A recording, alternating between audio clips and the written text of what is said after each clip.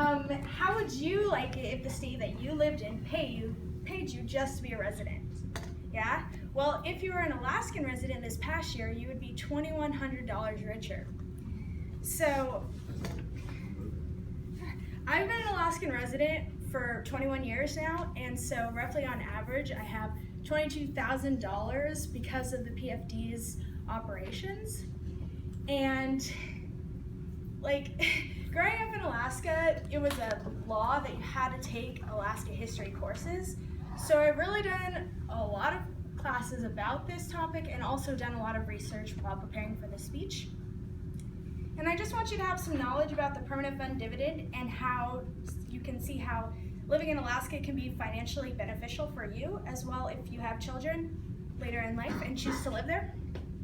So the Alaska PFD was established in 1976 and acts as a savings account for the state's oil revenue, ensuring future generations of Alaskans financial security due to oil being an unsustainable resource.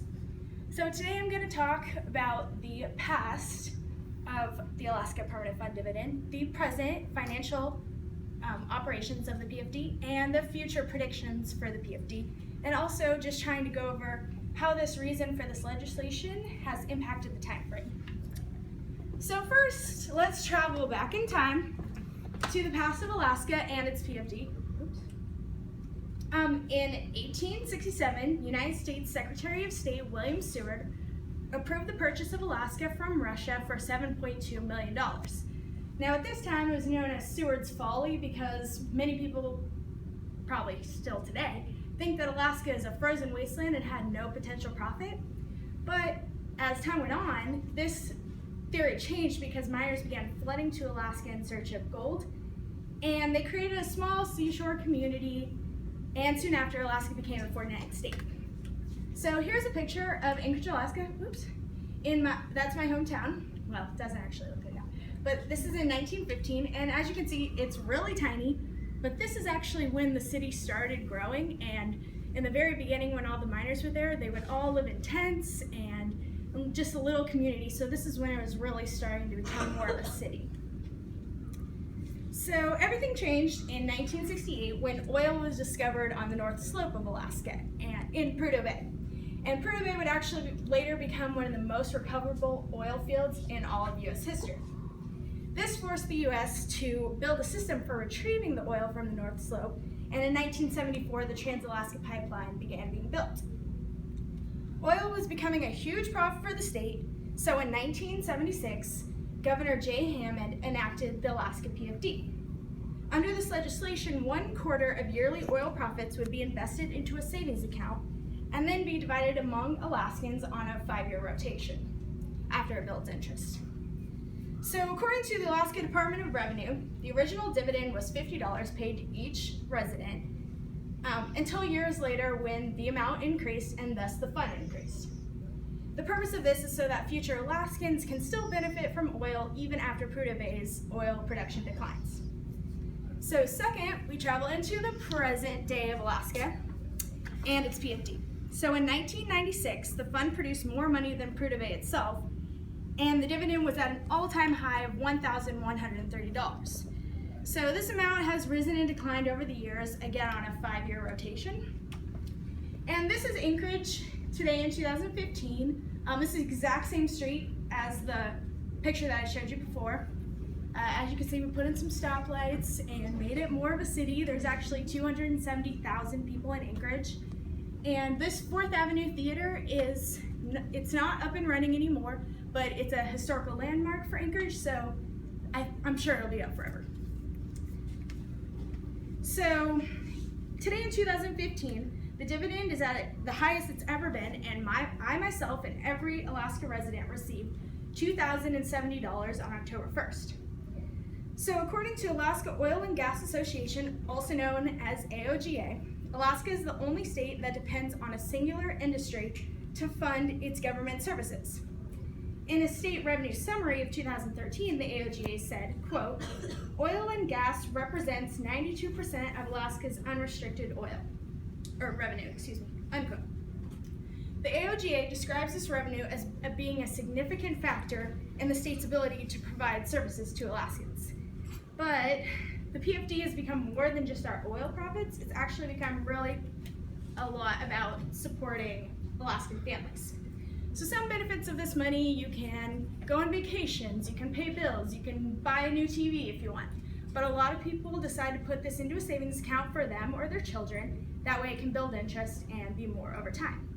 And this is what my parents did. I think it was the best possible choice for them as well as me, because I've been able to not take out a student loan yet for college because of the $22,000 I have in a bank account.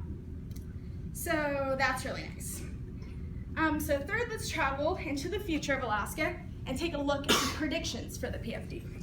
So as I mentioned before, PFD is so when oil declines at Prudhoe Bay, there will still be money to sustain future Alaskans. With this said, there will be a time when oil runs out and it won't be an obtainable resource. So one worry about this oil source is that new age technology has allowed drilling to become way faster in the last 14 years. And although it seems nice gaining oil now and making a huge profit, a lot of people wonder how long will this source last and how much longer will Alaska be able to depend on this source for much of its for the state's revenue. So here's a bar graph showing the different years and how much the PFD was that year. And as you can see, 2008 and 2015 were our largest amounts, and 2015 is a little more. 2008, the PFD was like $2,050, and this year was $2,070. So you can kind of see how it goes on a rotation. So in an Anchorage Daily News article published earlier this year, Alaska State Legislator Representative Mike Hauker said, quote, "The permanent fund dividend was not created to be a permanent dividend fund," unquote, meaning that this source will not last forever, so that's not why it was created. Also recommended in this article is the idea to cap the PFD yearly amount so that the government can be supported by these leftover profits. Some Alaskans want this solution before getting sales tax, because right now in Anchorage we don't have sales tax when buying anything. Palmer and Soldotna do, but not Anchorage. So, however, according to a statement in this article by Representative Wes Keller, quote, "If the money gets spent on snow machines or drinking or whatever, that's the right of the people. It's a property ownership issue that we don't want to mess with," unquote. So, in conclusion, we have traveled through the past, present, and future of the Alaska Permanent Fund dividend, and the reasoning for this legislation has impacted the tech grid. So first, we discussed how William Seward purchased Alaska from Russia for $7.2 million, which was a steal. And then in 1976, Governor Jay Hammond enacted the Permanent Fund dividend. Second, we explored the present amount of the PFD and how this yearly payment can affect or benefit Alaskan families. And lastly, we talked about how many people have ideas for how the Permanent Fund dividend should go about, but mainly about how oil is a non-sustainable resource, and even though production in Alaska right now is really high.